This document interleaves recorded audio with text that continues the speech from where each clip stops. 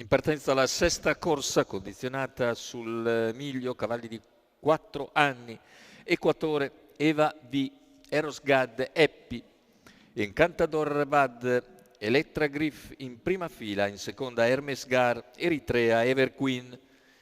Corsa molto incerta che vede Eppi comunque nel ruolo di favorito, numero 4 dello schieramento, forma super per l'allievo di Massimiliano Michelotto che si avvia con il numero 4. Alternativa principale sono Everqueen numero 9 ed Encantador Bad numero 5.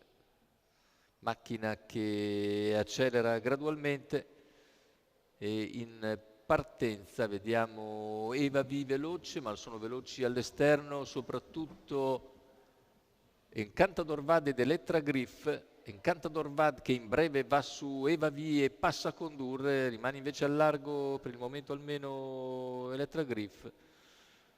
Vediamo intanto i primi 200 in 14,1 per Encantador Vad.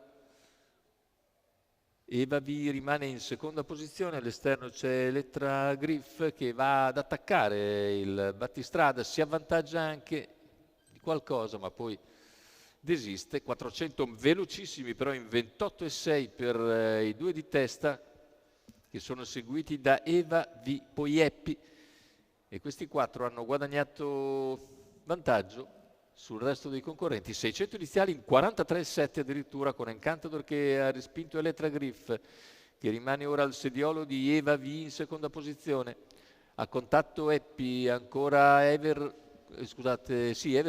poi Erosgad, gli altri più discosti. 58,8 per gli 800 iniziali, andatura davvero velocissima in questa prima parte di gara. Si affronta così la curva che completa il chilometro, che se ne va in 1,14,4 con una 15,6 di parziale. A questo punto scatta Eppi.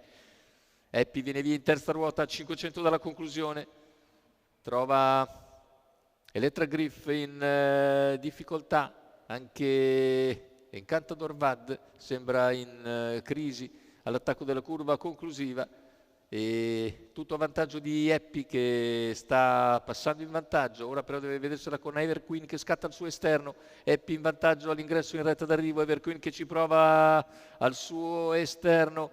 Ultimi 100 metri di gara con Eppi in vantaggio, Everqueen e Eritrea che passa nel finale, Eritrea che passa e vince, mentre per il terzo è Eva V che conquista la terza piazza, 1,14,3 con 29,9 a chiudere. Eritrea che a sorpresa viene a vincere questa corsa riservata a cavalli di 4 anni.